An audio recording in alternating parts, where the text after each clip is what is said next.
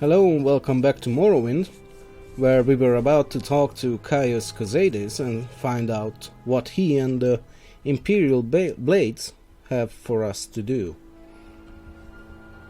Are you here to discuss your orders, Enorio, or is there something else you want? Yeah, sure. Tell me about my orders. Ready for orders? Good. Talk to Hesfet Antabolis at the Balmora Fighters Guild. Ask him what he knows about the Nerevarine secret cult and the Sixth House secret cult. You will have to do him a favor first, probably an ugly favor, but do it.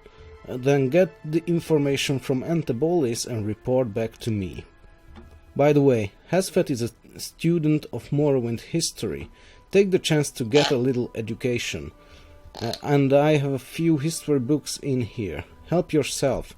You're welcome to them. No point in being part of history if you're too ignorant to understand it. Okay, so first, what can you tell us about Hesfet Antabolis? He's drillmaster of the Balmora Fighters Guild. He's lived in Morrowind all his life, knows the natives and talks a lot with backcountry mercenaries. He thinks of himself as a scholar and he's particularly interested in Dwemer ruins and artifacts. Okay. What about this Nerevarine guy? He seems to be very prominent. Everybody seems to talk about him. Some Dunmer believe that an orphan and outcast, a youth born on a certain day to uncertain parents, will one day unite the tribes of the Dunmer, drive out the invaders of Morrowind and re-establish the ancient laws and customs of the Dark Elven nations. They call this orphan and outcast the Nerevarine, and say the Nerevarine will be the reincarnation of a long-dead Dunmer general and first councillor, Lord Indril Nerevar. Okay, so it looks like the Nerevarine is kind of a threat to the stability of the Empire, considering that it is supposed to be the prophetic figure who would remove Morrowind from the Empire. So I'm not surprised that the Emperor would be interested in that cult. What about the Sixth House? A trusted informant says there are a secret cult associated with some strange events recently, and more importantly, my informants think these recent disturbances are related in some way to the Nerevarine prophecies. Okay, tell me about these prophecies.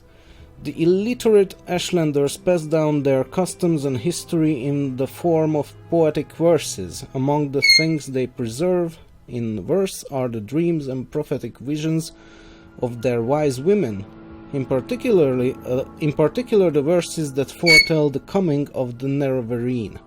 But I don't know much about it. That's why I'm sending you to find out. Okay?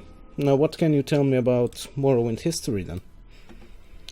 Gionet Sid's little book is a good place to start. I have a copy here. Take it. Excuse me. You might also look for On Morrowind, the Imperial Province by Ramenway of Sunhold. So we have gotten the short history of Morrowind, and we'll be taking a look at it right now.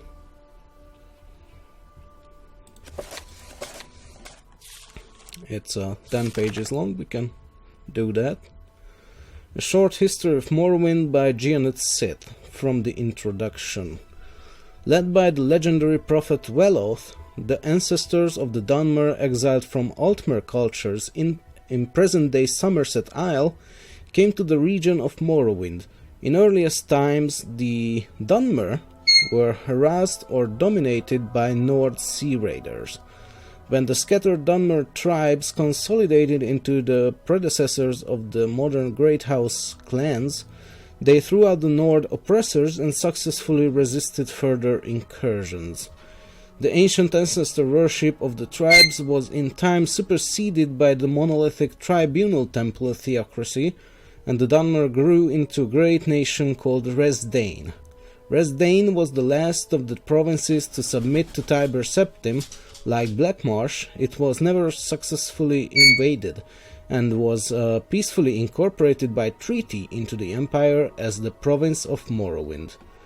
Almost 4 centuries after the coming of the Imperial Legions, Morrowind is still occupied by Imperial Legions with a figurehead Imperial King, though the Empire has reserved most functions of the traditional local government to the ruling councils of the 5 great houses.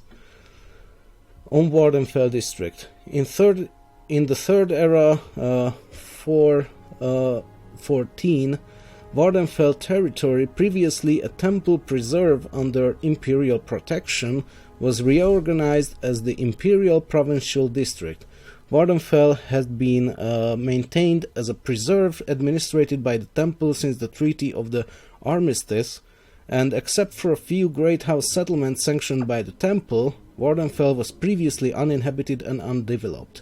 But when the centuries-old temple ban on trade and settlement of Wardenfell was revoked by King of Morrowind, a flood of imperial colonists and Great House Dunmer came to Wardenfell, expanding old settlements and building new ones.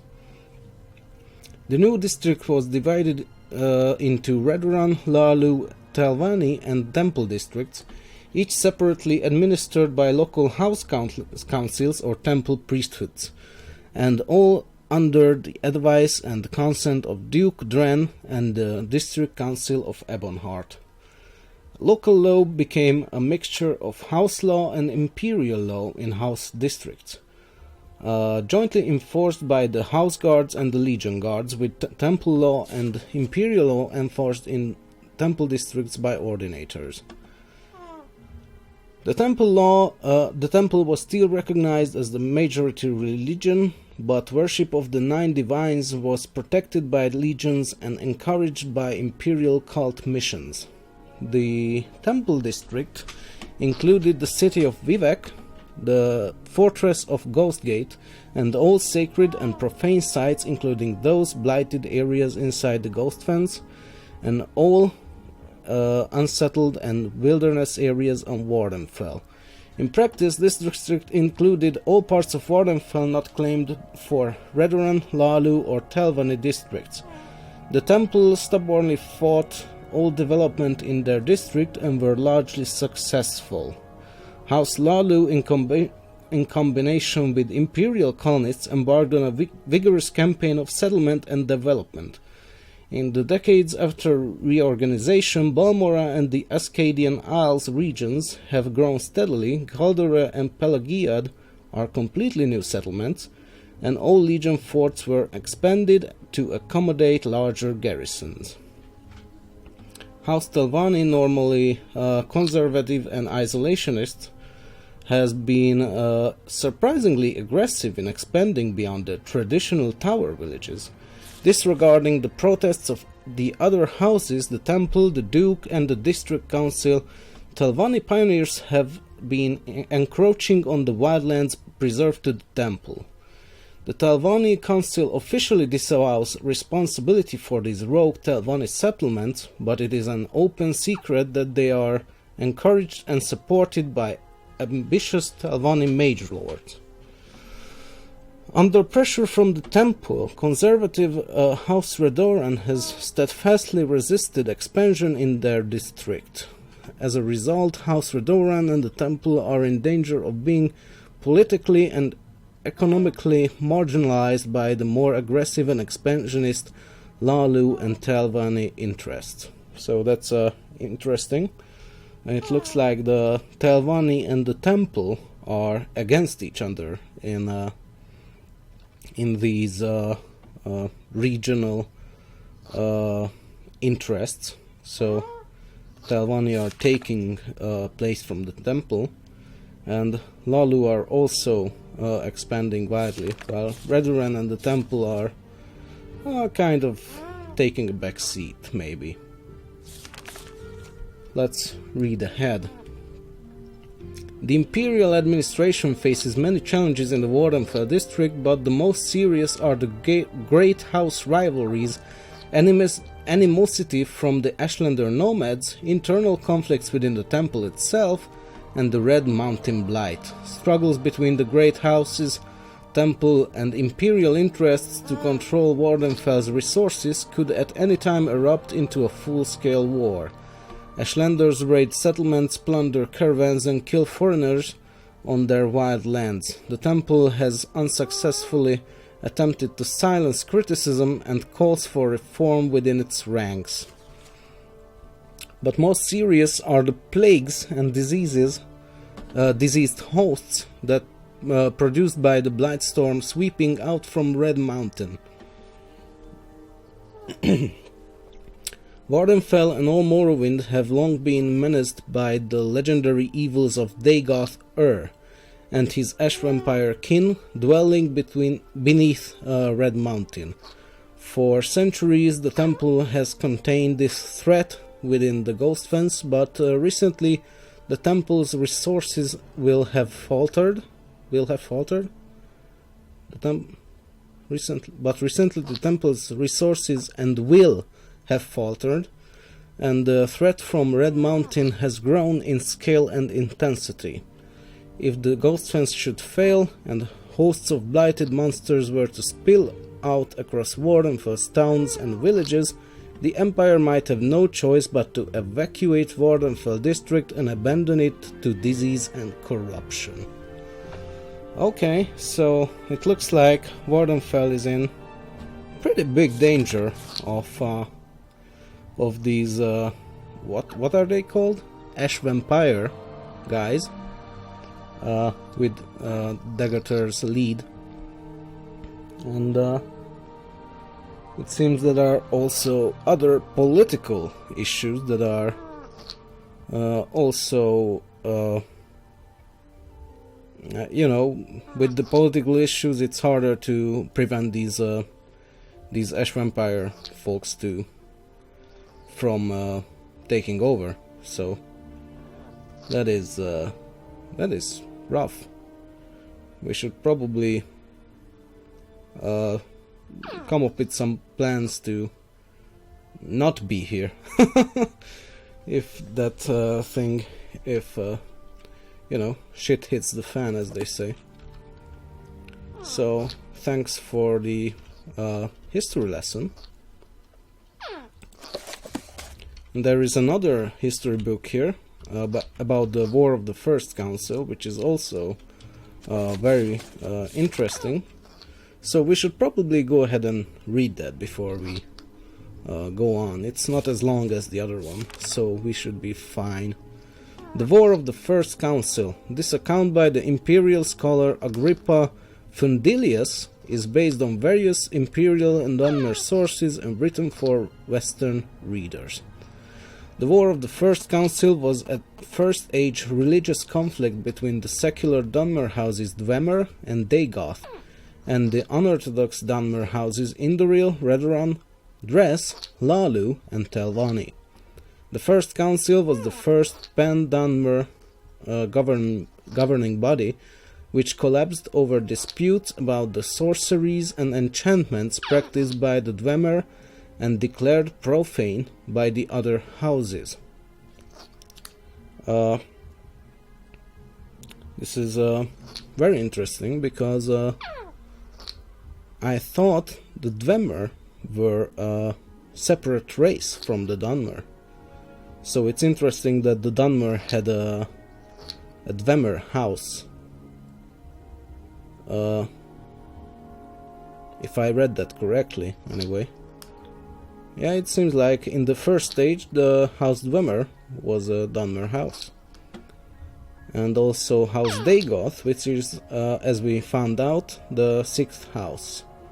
It might be extinct now, and it's a secret house of some kind. I guess we'll find out about that, so let's read on. The secular houses, less numerous but politically and magically more advanced, and aided by Nord and Orc clans, drawn by promise of land and booty, initially campaigned with great success in the north of Morrowind and occupied much of the land now comprising Redoran, Wardenfell, and Telvanni district. The Orthodox houses, widely dispersed and poorly organized, suffered defeat after defeat until Nerevar was made general of all house troops and levies.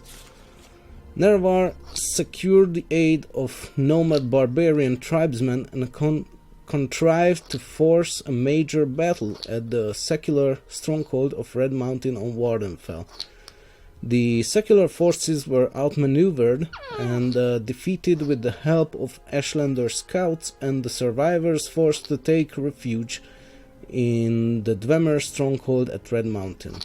After a brief siege, treason permitted Nerevar and his troops to enter the stronghold, where the secular leaders were slain and Nerevar mortally wounded. General slaughter followed, and House Dwemer and Dagoth were exterminated. Nerevar died shortly thereafter of his wounds. 3 of Nerevar's associates among the Orthodox houses, Vivek, Almalaxia, and Sothasil, succeeded to control of the recreated First Council, renamed the Grand Council of Morrowind, and went on to become the God Kings and immortal rulers of Morrowind, known as the Tribunal or Almsivi. So, what we have found out is that Vivek, Almalaxia, and Sothasil, the 3 living gods of Morrowind, were actually Nerevar's associates, and Nerevar was killed, so he couldn't become king or something like that. So instead, Vivek, Almalaxia, and Sothasil became the ruling 3, the Tribunal, and somehow they have also become gods. But we have yet to find out how that happened. Okay, so we know a little bit more about the history of Morrowind and this war of the First Council. We should probably take a look at what the years that these events happened were. Are there any years noted here? Yes, Third Era 414 was when Wardenfell territory was opened up, and now it's I don't know. Maybe I should look it up. I'll be right back. So I'm back, and I have taken a look at the timeline of the Third Era, and I have found out that currently it is 427, which is 13 years after the opening of Wardenfell territory to settlement. So it looks like that everything we have seen so far have only been around for 13 years. I mean the settlements themselves. So that's interesting. Let's take a look at what timeline we can find out here. It doesn't say when the War of the First Council was, but it was probably a long time ago.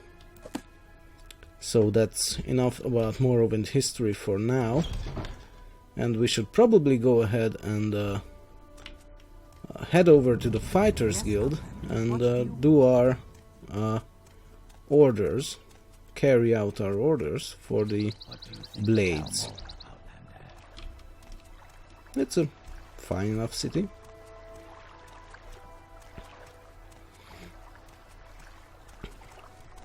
Haven't I heard?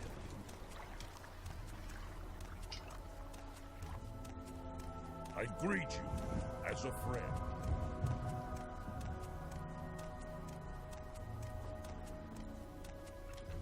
So we have arrived at the Fighters Guild. What can I do for you, friend? Do you know Hesfet and Tabolis, maybe? You don't. Or at least I can't ask you about him. So anything else you could tell me? Maybe a little secret or something along those lines? No, it looks like we already know everything that she can tell us. What about you? Well met. Well, speak up, Wood Elf. What do you want? Are you here to join the Fighters Guild?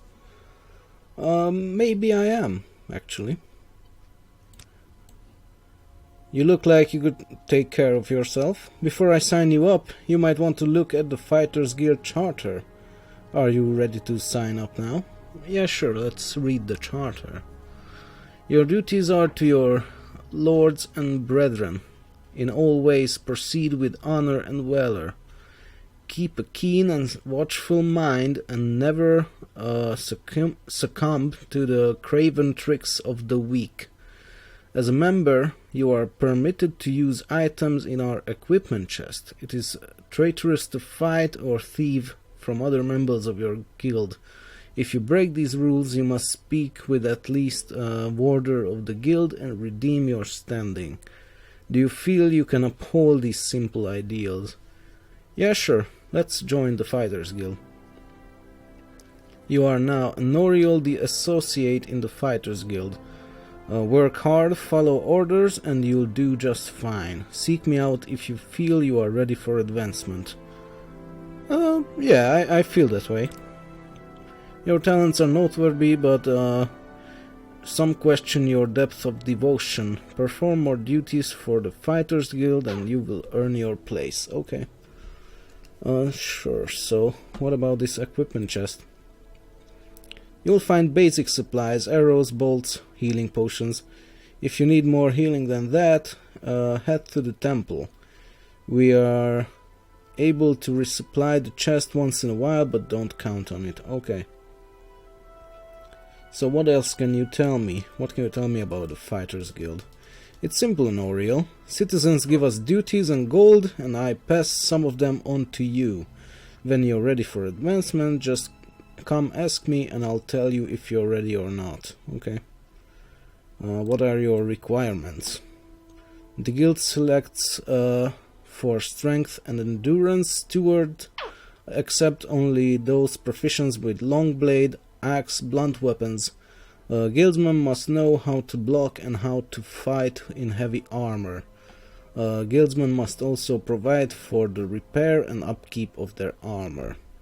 We already know how to fight with long blades, or at least we know to some extent. We are not very good, but serviceable as a swordsman.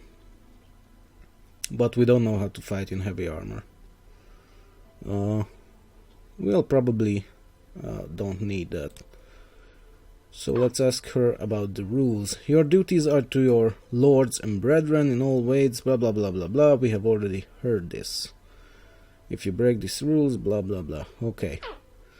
Do you have any orders for me? I have a very simple contract to end an infestation of cave rats. You might be able to handle that. I think I am able to handle that. Go to Drarain Thalas's house. It's here in Balmora, along the river on the east side. Ask her where the rats are coming from. Kill the rats and get your payment from Drarain Thalas. Report back to me once you've taken care of this. Okay? I might be able to do that right now. How does the day greet We you, can friend? talk to Hasfat and Tabulis later. For now, let's go ahead and check out these rats. They can be too hard. After all, I'm pretty experienced by now. I am level 5, close to 6. Be well, traveler. It shouldn't be too much of a problem.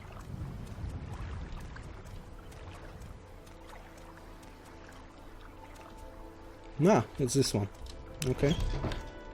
That's the first try. I didn't actually know this was the one. May I help you? Are you the one they sent to take care of the cave rats? Yes.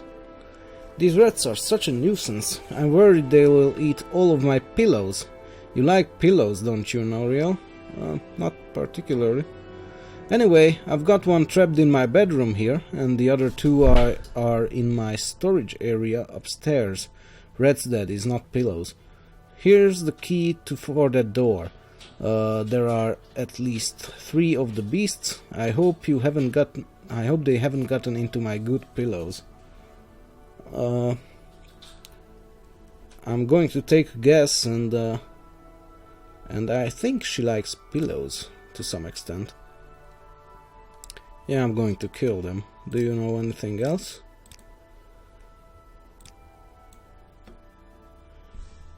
Yeah, she doesn't really. It sounds like she might be a pillow maker of some kind. Yeah, we have found the first rat. That was easy.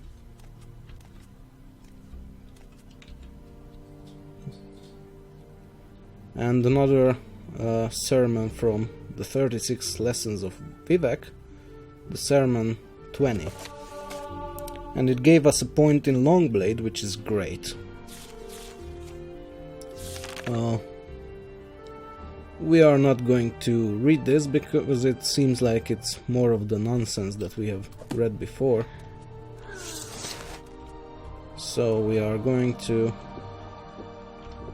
I'm not going to pick this corpse up, she can do that herself. May I help you?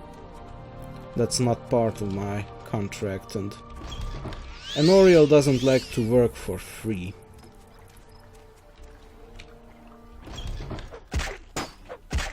Oh, jeez. Okay. Let's try to repair our equipment. There. So, what do you have here?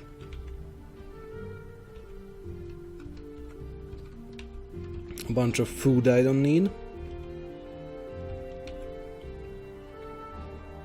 I'll steal this one because it's worth a lot. Some money.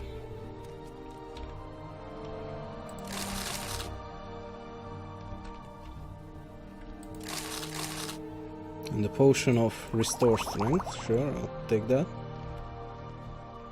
And a lot, I mean a lot of pillows. Okay. We can go ahead and report back to her. May I help you? We have taken care of those rats.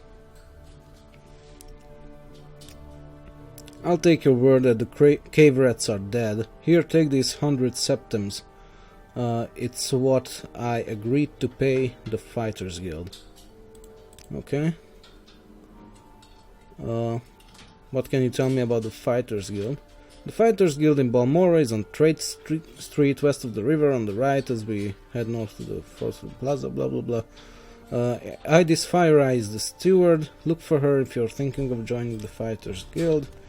You should already know that I am a member of them because I have taken care of your cave rat problem. Okay, let's go ahead and report back to Idis.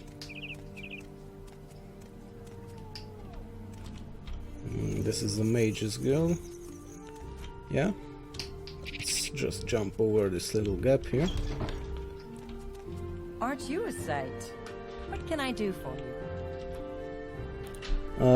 I am here for orders. I have taken care of the cave rats.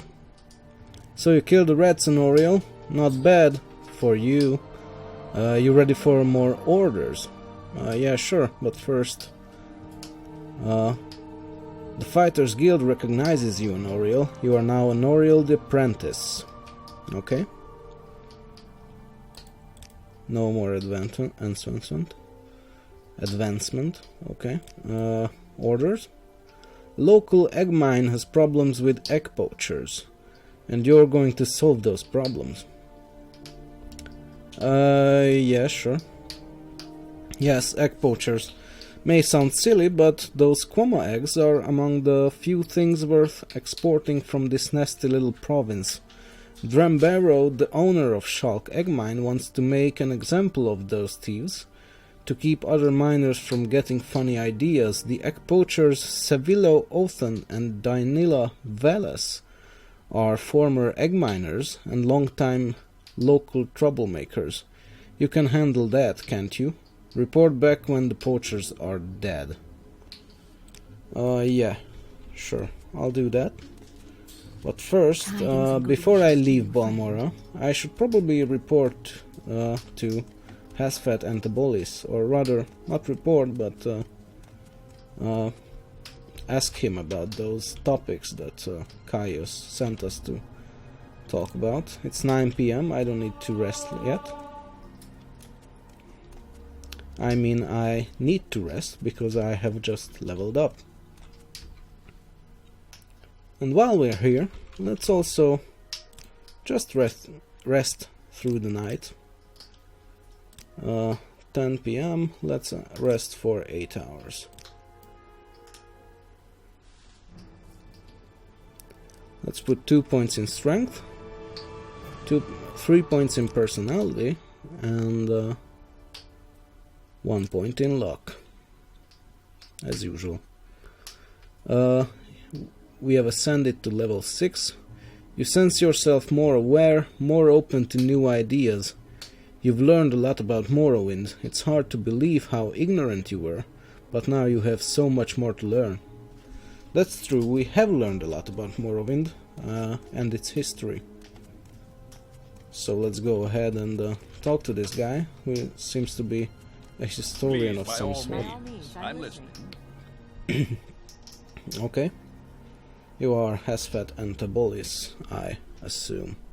Good day, apprentice. So you're with Caius, eh? And Caius wants information. Of course, there's this for that involved. I require a favor first, and then I'll tell you about what you want to know.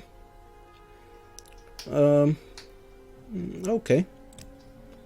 There are Dwemer ruins nearby called Arkenthand. I need you to run over there and find me a little cube with a circular design and some symbols on one side. It's called a Dwemer puzzle box. Bring me back the Dwemer puzzle box and I'll tell you what you need to know. Okay? Where is this Arkenthand? The old Dwemer ruins at Arkenthand are extensive on the surface and underground. Head south out of town past the Silstrider port, then cross bridges east over the Odai River. At the signpost, head north towards Caldera. Immediately on the right, see a signpost for Molag Mar. Turn right and head uphill up on an old road to cross the ancient Dwemer bridge over Foyada Mamea. The entrance to Fort Arkenthand is on the east side of the Foyada, south of the bridge. Turn a crank on the pipe nearby to open the doors. Okay. We should probably write all of that down into the journal, so we are not lost on our way.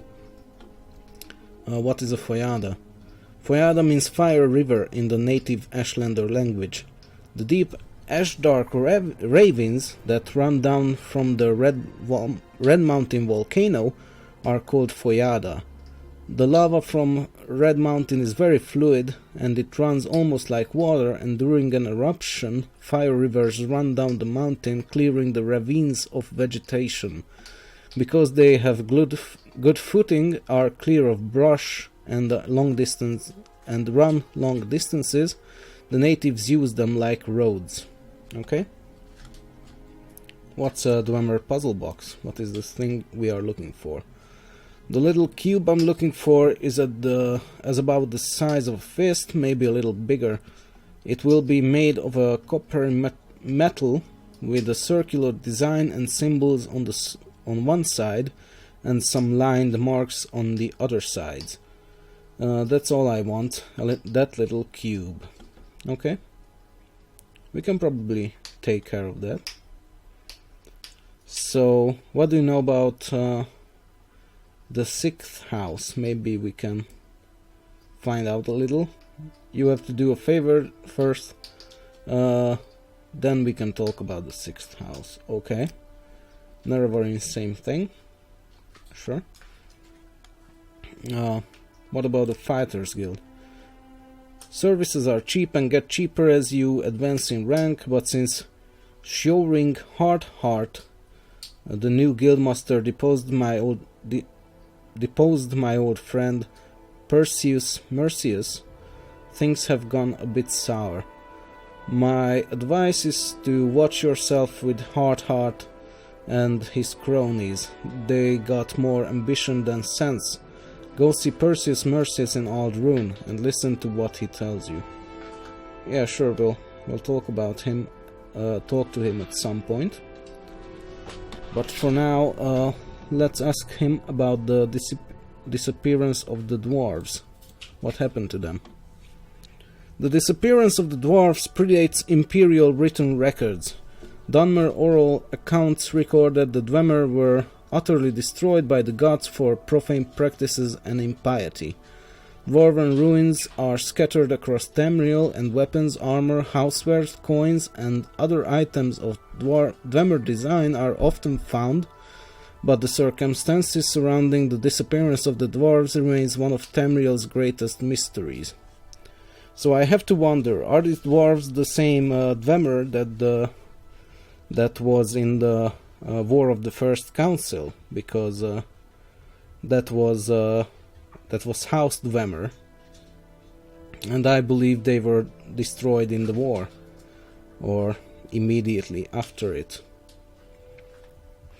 Okay, so let's go ahead and ask him about Morrowind history. I won't bore you blathering about history, that's what Caius is for. But if you're really interested, try On Morrowind, the Imperial Province by Eranwe of Sunhold. I have an extra copy you can have. What an adventurer like you really needs is a sense of current events. Who hates you? Who hates you? Where's trouble brewing? That's where opportunity lies for an outlander like you. Sure, tell me about these current events. The great houses hate each other. Theft, murder, assassination, secret raids, standard stuff. The temple is trying to kill off a rebellious faction called the Dissident Priests. Ashlander nomads raid each other, attack traders and pilgrims. A secret cult is killing off imperial citizens, all bad enough. The real problem, though, is the blight, monsters and diseases. The natives say it comes from Red Mountain. It's been a local problem for years, but lately it's gotten badly out of control. Okay. So, there's plenty of problems at Morrowind, it seems. Let's go ahead and take a look at this book that we have received on Morrowind. How long is it? It's 8 pages long, not too bad. Let's go ahead and read it. On Morrowind, the Imperial Province by Eramanwe of Sunhold. After the conquest of Hammerfell, Imperial legions massed along the northeastern borders of Cyrodiil, and invasion fleets prepared in Skyrim. Initially, though the Imperial legions and navy were widely considered undefeatable, House Indoril and the Temple hierarchy proposed to resist to the death. Redrun and Dress stood by Indoril, with Telvanni remaining neutral. Lalu proposed accommodation. Contrived border incidents in Blackmarsh ended inconclusively, but the swampy terrain did not favor Legion and Navy coordination. Against the Legions, massed west of Silgra Tower and Kragenmoor, and the legions were west of Blacklight and Cormaris View. Morrowind had pitifully small militias stifled by small companies of Redrun mercenaries and elite units of house nobles and temple ordinators and armigers. Further complicating matters was the refusal of Indoril, Dress, Lalu and Telvanni to garrison the western borders. Indoril and Dress proposed, rather than defend the western border, instead withdraw to the interior and fight a guerrilla war, with House Lalu advocating accommodation and Telvanni remaining neutral. Redoran therefore faced the prospect of standing alone against the Empire.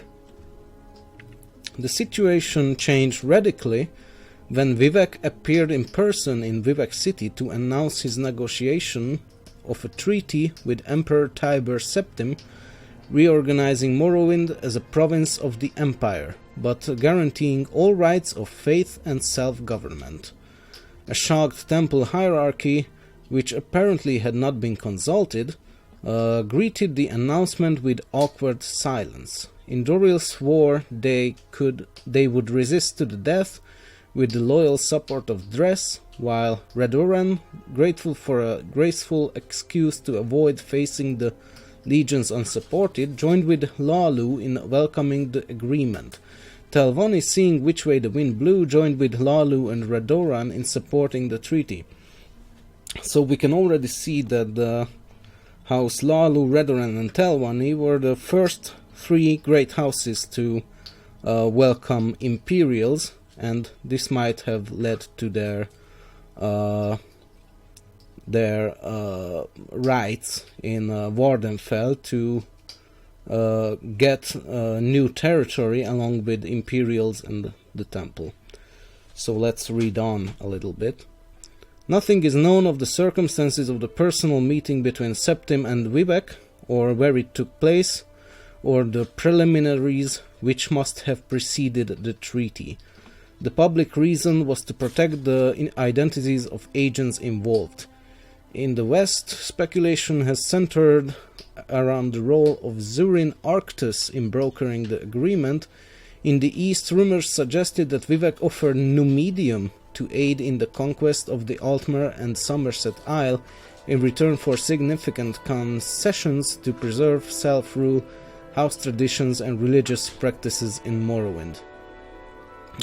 This is the first time I think we have heard about Numidium, which is something of a god statue thing that were made by the Dwemer, I believe.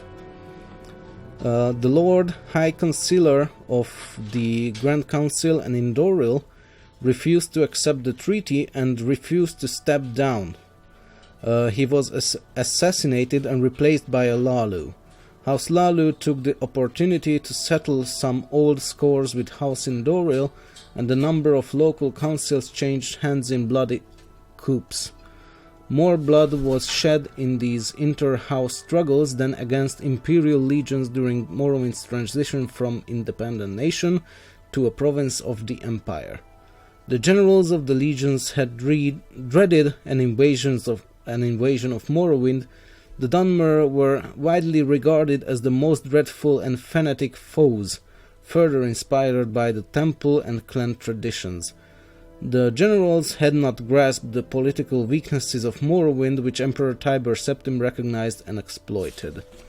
At the same time, given the tragic depopulation and destruction experienced by the other provinces conquered by Septim, and the swift and efficient assimilation of Morrowind into the imperial legal systems and economy, with relatively small impact on lower and upper classes of Morrowind citizens, the tribunal also deserves some credit for recognizing the hopelessness of Morrowind's defense and chance of gaining important concessions at the treaty table by being the first to offer peace.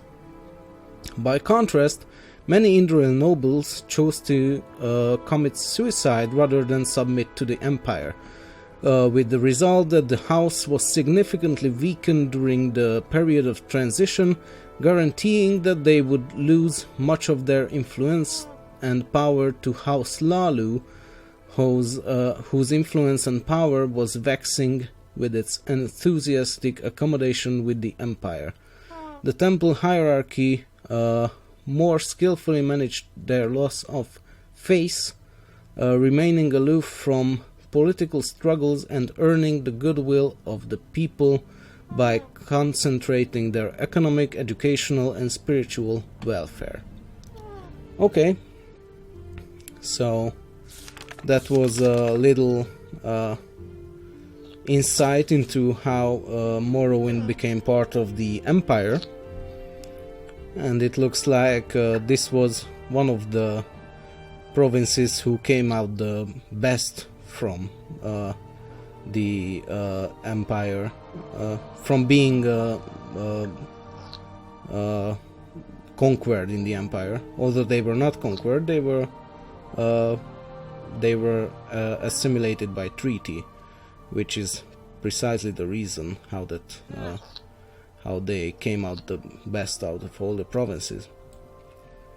So that was interesting enough, but we don't really need to keep this book around, so I will drop it here. And I think that's it for this episode. It has run on long enough, and we have learned a lot about Morrowind's history. So thank you for watching, and I will see you in the next episode.